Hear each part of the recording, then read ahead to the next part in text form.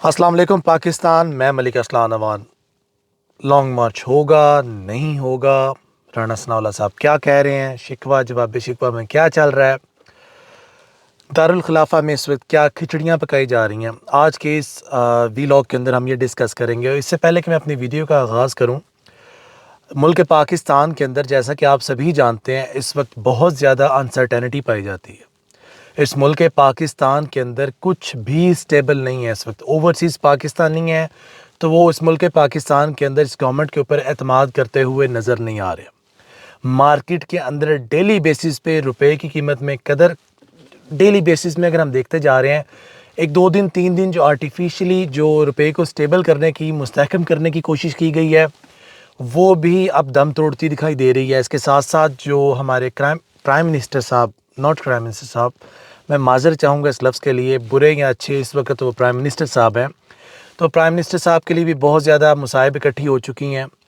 दूसरी जानिब जो पंजाब गवर्नमेंट के बारे में जो ये ख्वाब देख रहे हैं कि मरीम बीबी को लॉन्च करेंगे या कुछ और कंसिडरेशंस देखी जा रही हैं, जो प्लेट में सुनने में आ रहा है, इस्टेब्लिशमेंट के सामने कुछ नाम है सामने, उनको कंसीडर करेंगे नहीं करेंगे। खैर फ़िलहाल मैं बात स्टार्ट करूँगा इमरान खान साहब के बयान से। इमरान खान साहब ज़ाहिर बात है माजी की तरह उनकी हर वीडियो, उनका हर पैगाम, उनका हर टीवी प्रोग्राम एक बात पे वो कंसिस्टेंट है, बज़िद हैं कि करप्शन रोकना सिर्फ़ और सिर्फ उनकी ज़िम्मेदारी नहीं, ये इस मुल्क पाकिस्तान के तमाम इदारों की ज़िम्मेदारी है। और जो NRO 2 पेशावर के अंदर उनकी एक मीटिंग हुई है, तमाम ज़िली ओहदेदारान से उनकी बात हुई है। उस मीटिंग के अंदर भी उन्होंने डिस्कस किया और उन्होंने बड़ा क्लियरली ब्लंटली बोला है कि यहाँ पे एस्टेब्लिशमेंट को स्टांस लेना चाहिए था, यहाँ पे NROs और NRO 2 नहीं देने चाहिए थे।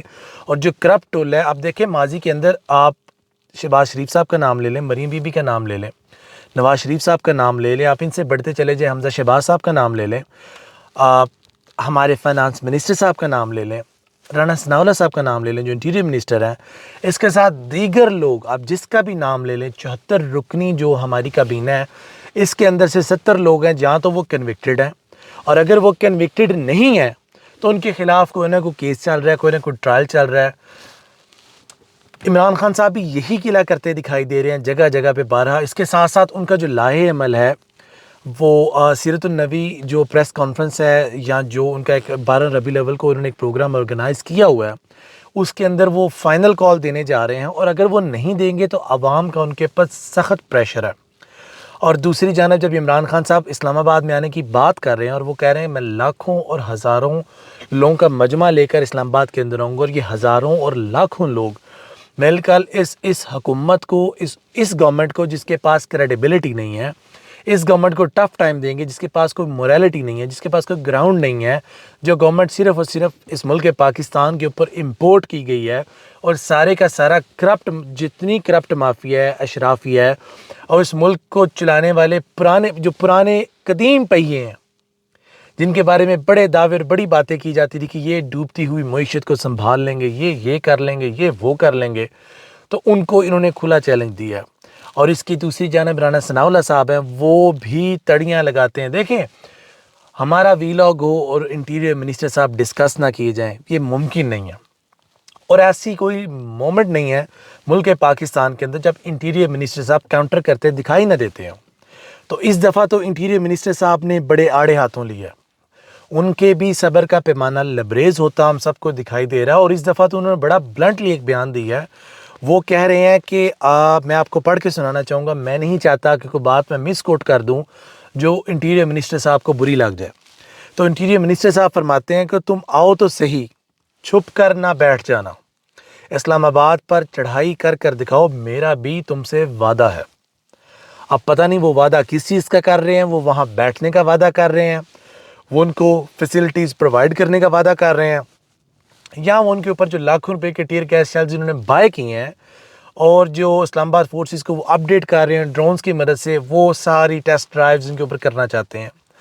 और इसके मुकाबले में देखें, शिकवा हो और जवाब शिकवा आए ना, PTI के अंदर एक चेहरा, एक बड़ा मज़े का चेहरा फवाद चौधरी साहब का, वो भी इस तरह की जो मजाकिया अंदाज में सवाल जवाब करना या शिकवे का जवाब देना, वो जवाब ना दें और उनके भी पेट में मरोड़ उठना, कैसे बैठ सकते हैं।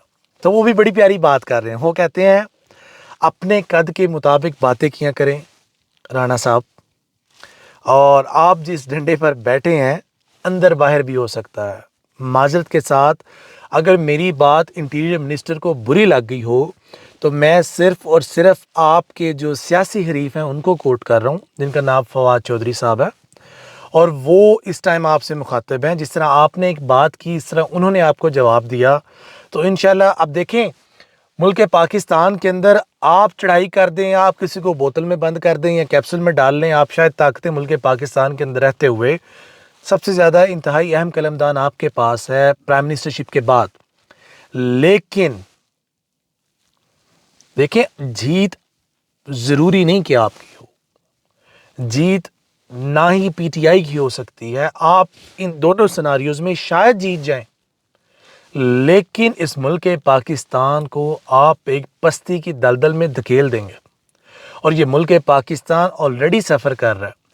انٹرنیشنلی جتنے پاکستان ہیں, ہر 10 میں سے 9 پاکستانی جو اس گورنمنٹ پر اعتبار نہیں رکھتے. میں نے پچھلے 5 یا 7 دنوں میں جتنے اوورسیز پاکستانیوں سے اسپیشلی لنڈن میں اور اس کے سراؤنڈنگز میں انٹریکٹ کیا ہے, جتنے اوورسیز سے میری بات ہوئی ہے, وہ سب کے سب اپنے تمام ایسٹس ملک پاکستان سے نکالنے پہ مجبور ہیں. اور جس کا ڈرا بیک آپ دیکھ چکے ہیں کہ ہمارے ملک پاکستان کی جو نامور سکیمز ہیں, جن کا میں نام لینا مناسب نہیں سمجھتا, وہ نامور سکیمز کو زمین کے بل دھکیل دیا گیا.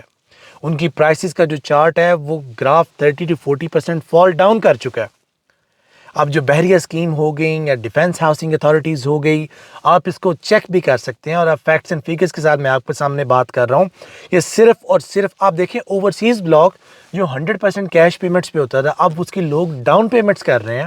اور جو بات it was suppose to be on straight payment, it's on installments nowadays. تو آپ دیکھیں, اوورسیز پاکستانی کنوینئنٹ نہیں سمجھ رہے, اپنے آپ کو محفوظ نہیں سمجھ رہے, وہ اس ملک پاکستان کے اندر انویسٹمنٹس نہیں کر رہے. انہوں نے اپنی تمام انویسٹمنٹس روک دی ہوئی ہیں, جس کے جواب میں یا جس کے آپ کہیں کہ اس کے ریورس سگنل جو آ رہے ہیں یا اس کے جو آؤٹ کم سامنے آ رہا ہے, اس کا آؤٹ کم بڑا عجیب آ رہا ہے. اس ملک پاکستان کے 60 to 70% جو اوورسیز پاکستانی کے ریمیٹنس ہیں, اس پہ ہماری جو ہے اکانومی بہت زیادہ ریلائی کرتی ہے. اور اگر اوورسیز پاکستانی اپنے ریمیٹنس پاکستان پہ وقت پر نہ بھیجیں یا اپنی انویسٹمنٹس کو سیل آؤٹ کر کے واپس پیسہ باہر نکال لیں, تو اس ملک پاکستان کے لیے خوش آئند نہیں ہوگا. یہ اس ملک پاکستان کے لیے نہایت پیچیدگیاں پیدا کر سکتا ہے. آلریڈی اس ملک پاکستان میں بہت زیادہ کرائسس نے جنم لے لی ہے. اور اب دیکھنا یہ ہے کہ گورنمنٹ آف پاکستان کے علاوہ جو اس ملک پاکستان کے اندر طاقتور حلقے ہیں, وہ اس وقت کیا سوچ رہے ہیں. کیا وہ اس ملک پاکستان کو انارکی کی طرف جانے دیں گے, یا وہ اس ملک پاکستان کے اندر رہتے ہوئے اس ملک پاکستان کا خیال کرتے ہوئے کوئی ایسی حکمت عملی اپنائیں گے جس سے یہ ملک تصادم سے بچ جائے, جس سے یہ ملک انارکی سے بچ جائے, اور یہ ہمارا ملک اس نہج پر نہ پہنچ جائے جیسا کہ اللہ معاف کرے 1971 میں ہوا تھا. میں اس سے زیادہ بات نہیں کرنا چاہتا, کیونکہ اس سے زیادہ میرے جذبات شاید میرے الفاظ کے مطابق بات نہ کر سکیں, اور میں کچھ ایسی باتیں کر جاؤں جو مجھے آن دا ریکارڈ نہیں کرنے چاہیے. اور آخر میں اپنی ویڈیو کے اختتام پہ میں ایک بات ضرور کہنا چاہتا ہوں کہ جس شخص نے اس ملک کا برا چاہا, وہ چاہے صحافی ہو, وہ چاہے کوئی سیاستدان ہو, وہ چاہے کہ بیوروکریٹس ہو, ٹیکنوکریٹس ہو, یا کسی بھی شعبے سے تعلق رکھتا ہو, وہ کسی بھی ادارے سے کیوں نہ ہو, جس شخص نے اس ملک کا برا چاہا, اللہ اس کی نسلیں غارت کرے. فی امان اللہ. پاکستان زندہ باد. اللہ حافظ.